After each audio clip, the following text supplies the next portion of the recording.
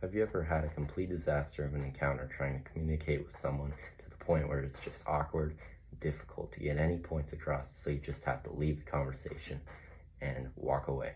Well, it is much more common than you would think, and it all comes back to interpersonal communication. Interpersonal communication is critical between two people trying to communicate, and it can give us very much intel on the steps to communicating clearly and more thoroughly. Although communication is in many different forms, names, and languages, interpersonal communication is the key in every exchange of information between two people, and it can lead to better, more meaningful interactions. Today, I'm going to explain the three main ideas behind interpersonal communication, such as accommodation while communicating, the emotional intelligence between two people, and the facial expressions and how they can impact more than words. For my first example, I will be discussing the importance of accommodating in the communication process between two people. Accommodation in communication is where someone adjusts their tone, behavior, communication style, and patterns to align with their exchanging partner. Most people have different communication styles, and some being far different than others, so many people have a hard time communicating with each other because of this fact.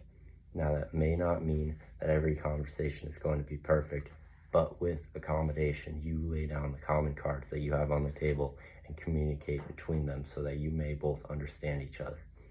Now, for my second point, I will explain how the emotional intelligence between people may play a role in the interpersonal communication between you and your conversing buddy.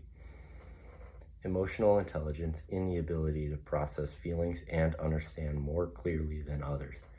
One who may not be as emotionally intelligent than another may not pick up any hints or keys that you drop in a conversation. They may not pick up the gestures you promote. They may not understand the words that come out of your mouth during your conversion. Emotional intelligence plays a huge role in the interpersonal communication process, and without it, conversations would drastically decrease in productivity, and more people would have less interaction with each other. Well, now for my last example, I will be explaining how facial expressions are key details and important in interpersonal communication. Facial expressions are key in interpersonal communication they are very important and to how someone is trying to relay a message to you. In an article published in 2018 by Kyung Hyde Park, it says words, body language, and tone of voice make up a total of 7%, 55%, and 38% of communication between two people. That means that only 7 to 10% of your conversation is exchanged through words, and 55% of the conversion is through body language, including facial expressions.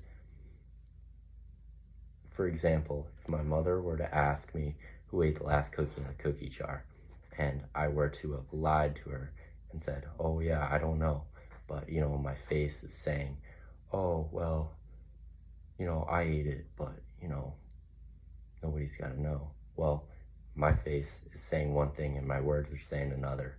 That means that my facial expressions are what is actually true. Okay, well, today we've covered three of the most important parts of interpersonal communication. So let's rewind and go through this one last time. 1, we have been over the importance of accommodating while communicating. 2, we have gone over the emotional intelligence and how it may affect two people communicating. And 3, we have covered the importance of facial expressions and how they may make more of an impact than words. In conclusion, interpersonal communication is in every single one of our lives.